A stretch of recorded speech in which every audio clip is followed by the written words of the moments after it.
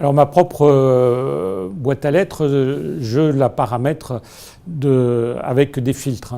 Je filtre en fonction des types de messages ou des expéditeurs qui m'envoient des messages, et ils sont aussitôt classés selon le filtrage et les thématiques que j'ai imaginées, inventées. Et à ce moment-là, ça me permet d'aller directement vers le message et l'expéditeur qui me l'a envoyé. Je prends comme principe également que pratiquement chaque mois, je supprime les messages, y compris ceux qui sont tombés dans la corbeille des messages. Et je fais un classement régulier annuel pour éliminer tous les anciens messages anciens qui ont perdu de leur importance. Et certains autres messages qui sont dits engageants pour l'agence, je vais les enregistrer et les mettre sous un répertoire bureautique pour conserver le message par une pièce sous une forme d'un PDF, et je vais aussi enregistrer la pièce jointe sous forme de PDF. À titre professionnel, ma boîte mail m'est indispensable parce qu'en tant que Records Manager, j'interagis avec nombre de personnes qui ont des rôles très divers, que ce soit le top management de l'entreprise, mais aussi les utilisateurs dans tous les sites, dans tous les pays même, et puis des gens avec des métiers, des experts métiers très spécialisés, très divers, des gens des affaires juridiques, de l'informatique, de la formation, de l'accompagnement utilisateur. Et c'est très difficile de rassembler toutes ces personnes, tout simplement, dans des réunions, dans des projets, dans des échanges. Donc le mail, en tant qu'outil d'échange asynchrone, reste un outil aujourd'hui indispensable pour communiquer, pour faire avancer des projets. Mais par contre, ce n'est pas forcément le lieu où garder l'information qui, pour être partagée justement avec tous ces gens-là, est mieux utilisée, plus facilement disponible, partageable, lorsqu'elle est versée dans des espaces collaboratifs. Donc en fait, je ne pourrais pas me passer du mail, mais dans l'absolu, la boîte mail devrait être aussi vide que possible. À mon avis, la boîte mail aujourd'hui rend très peu de services. C'est un outil déployé partout, mais qui est très faible par rapport à ce qu'elle pourrait en attendre.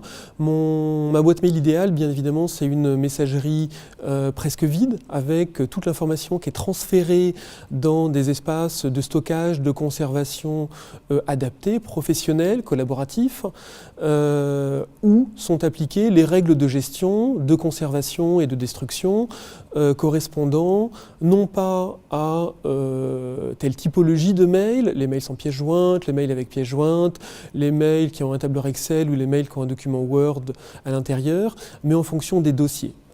Donc ma boîte de réception, j'essaye de la garder à une page écran, malgré les mails qu'on reçoit chaque jour, et par contre d'avoir un nombre de règles de tri et de filtres qui orientent automatiquement 80% des mails qui sont reçus vers des dossiers dans la messagerie, de manière à faire un pré-tri et non pas avoir cette accumulation dans une boîte de réception qui comprend 1500 messages non lus qu'on voit parfois, de manière à lire tous les mails qui traitent d'une affaire ensemble. S'il y en a 10 qui arrivent dans la journée, je vais les lire ensemble.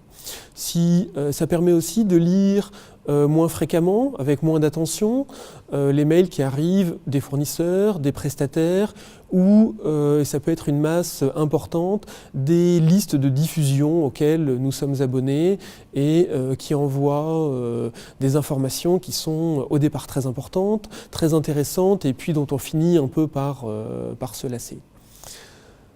Une autre pratique, c'est d'essayer d'identifier les messages qui sont importants, qui vont exiger une réponse ou une attention spécifique par rapport à d'autres.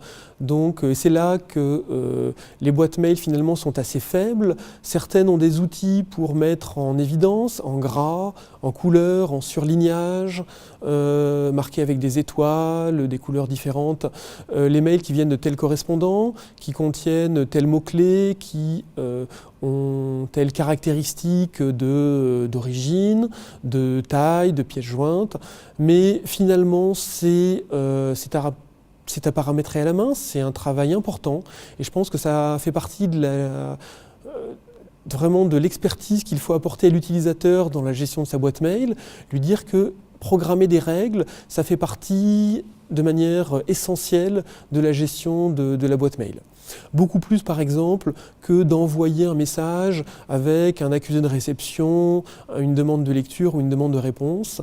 Tout ça, ce sont des pratiques que je n'utilise jamais, que je déconseille à tous mes utilisateurs. Par contre, mettre des règles de tri et des filtres automatiques, ça me paraît le b.a.-ba absolument fondamental de la possession d'une messagerie professionnelle. Je ne lis pas tous mes mails. Je dirais même que j'en suis très content et que je considérerais que ce serait un échec grave si j'avais à lire tous les mails. Parce que ce système de filtre et de tri qui est instauré dans ma messagerie, finalement amène dans des dossiers thématiques le plus de mails possible. Et certains, je ne les lis que quand j'ai le temps, quand je suis encore intéressé par un sujet. Pendant très longtemps, j'ai été abonné à plusieurs listes de diffusion sur le fonctionnement des data centers par souci de veille technologique. Aujourd'hui, ce sont des mails que je ne lis plus.